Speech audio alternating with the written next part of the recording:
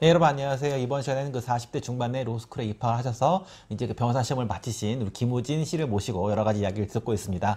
우리가 이제 1편에서는 입학까지 얘기를 들었는데 네네. 2편은 이제 로스쿨 생활 네네. 이거하고 이제 관련된 건데 네네네. 보통 이 사람들이 궁금한 게 네네. 로스쿨에 입학을 직장을 다니다 보면 네네네. 이 경제적인 면 네네네. 이건 어떻게 해결을 해야 되나요, 그러면? 아, 네, 뭐 직장 다니다 오신 분들이랑 이제 또 저희들도 좀 몇 분 계시니까요. 같이 말씀을 나눠보면은요. 뭐 정말 다양한 경우가 많습니다. 뭐 원래 집안이 부유하셨던 분도 계시겠지만 사실 그런 분이 그렇게 많지는 않고요. 대부분 저희 직장인들 같은 경우는 이제 직장 다니면서 그동안 꾸준히 저축했던 돈, 이제 그런 돈을 가지고 이제 고민을 하게 됩니다. 뭐 전세라도 얻어야 되냐, 집을 사야 되느냐, 아니면 내 공부했을 것인가. 뭐 이제 그런 기로에 서 있다가 이제 공부를 택하셔가지고 그동안 저축했던 돈을 이제 써가면서 공부를 하시는 분이 있고요.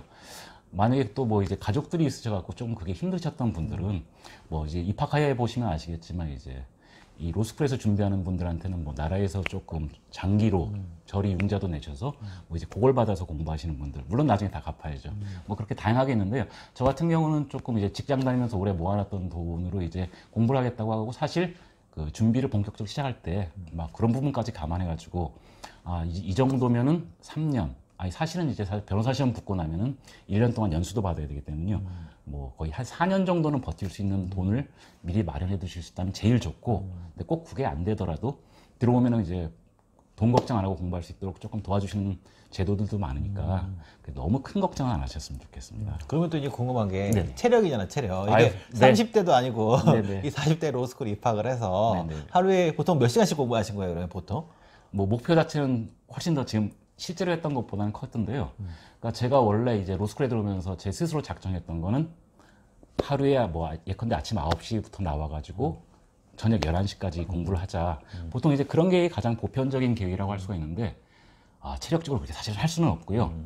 저 같은 경우도 보통 한 10시 정도 나와가지고 11시 정도까지 공부를 밤 하는 11시까지? 네. 그렇게 하려고 마음은 먹었었는데, 뭐 그보다 조금 줄었던 날들도 있고요. 다만 이제 로스쿨 끝날 때까지 한 가지 제가 지켰던 거는 처음 들어왔을 때 다짐 중에 3년 동안 하루도 빠지지 말자. 아, 그래? 네네. 주말도 공부하시고? 뭐 주말이고 휴일이고 간에 아. 하루에 30분을 나와도 일단 학교에 나왔다 집에 가겠다, 이런 각오로 들어왔었고, 그 약속은 제가 지켰다고 말씀드릴 수 있을 것 같습니다. 토요일을 안 쉬고 휴가도 예. 안 가고 거의 뭐 하루 네네. 3년 내내 공부만 하는 거네, 그러면. 뭐 집안에 일 있으면 집안일 처리하고 와서라도 30분이라도 보고 가자.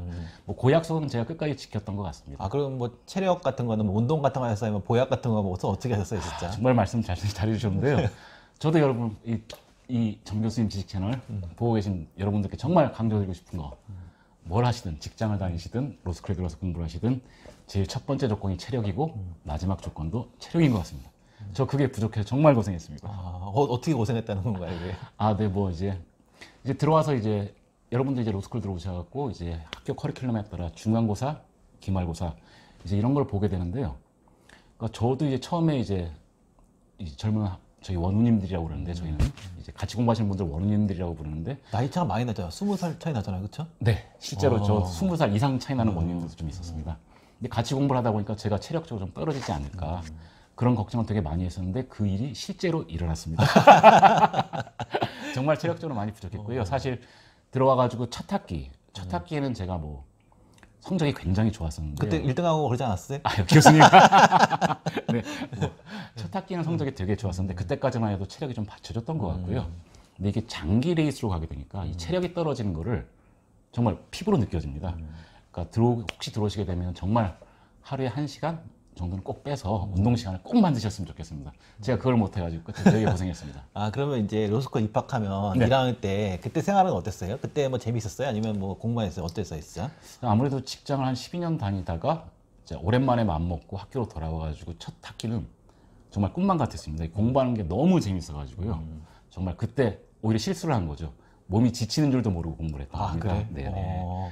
그래가지고 이제 중간고사, 기말고사 딱 끝나고 첫 여름방학이 됐습니다. 뭐 다음에 말씀드릴 기회가 있을지 모르겠지만 1학년 1학기 여름방학이 정말 중요하거든요.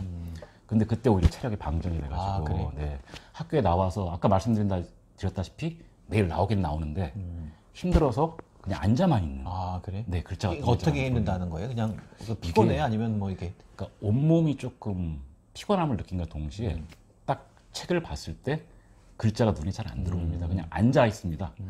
그러니까 공부 열심히 하겠다는 마음가짐을 갖고 왔기 때문에 안전은 있는데 눈에 잘 안 들어옵니다. 아, 그거 어떻게 회복했어요, 이거를?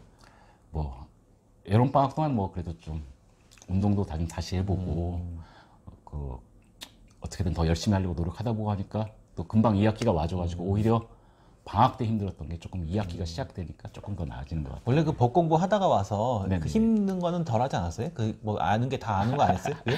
예, 뭐 사실 법 공부는 상당히 너무 오래전에 했었고요. 그러니까 여러분들도 아시다시피 로스쿨에는 그 졸업하고 5년 동안만 시험을 볼 수 있게 해주는 제도가 있거든요. 그거에 대해서 헌법재판소가 이런 말을 했습니다.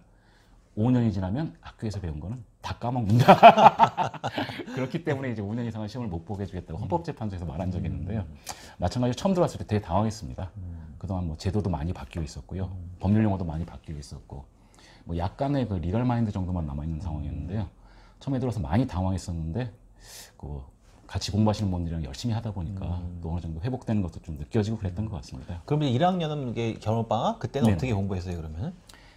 1학년 겨울방학 때는 아마 여러분들도 같은 절차를 밟게 되시리라고 생각을 하는데요. 1학년 때 특히 그 전에 법학 공부에 대해서 개념이 별로 해보신 적이 없었거나 처음 법학을 공부하시는 분들은 그 1학년 동안 엄청나게 많은 법학 지식들이 머리에 쏟아져 옵니다. 아마 거의 정리가 안 된 상태로 1학년이 끝났을 것 같고요.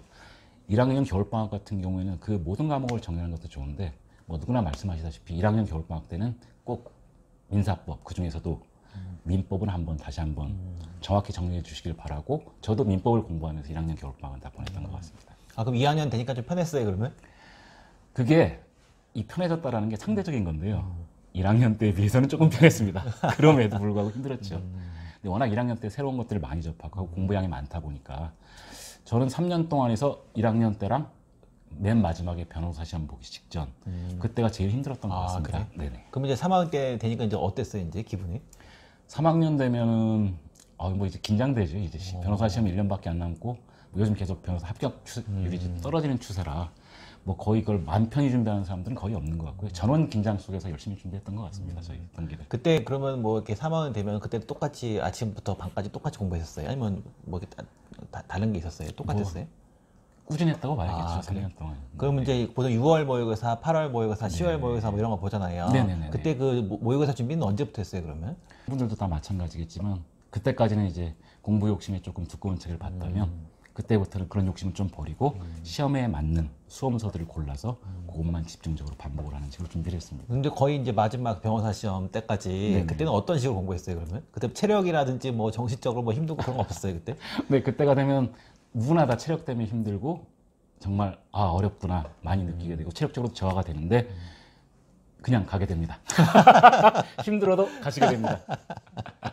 아, 이제 거의 이제 마지막인데, 네네. 그러면 이제 그 로스쿨에 뭐 나이 들어서 네네. 많이 오는 사람들, 뭐 젊은 사람도 많이 오긴 하지만, 네네. 그런 사람들이 로스쿨 생활할 때, 네네. 이건 뭐 꼭 했으면 좋겠다. 아니면 네네. 뭐 꿀팁 뭐 이런 거 어떤 게 있을까요, 그러면? 저는 딱 두 가지만 말씀드리고 싶은데요. 하나는 아까 교수님께서 말씀하셨던 거, 무조건 체력이 첫 번째고요.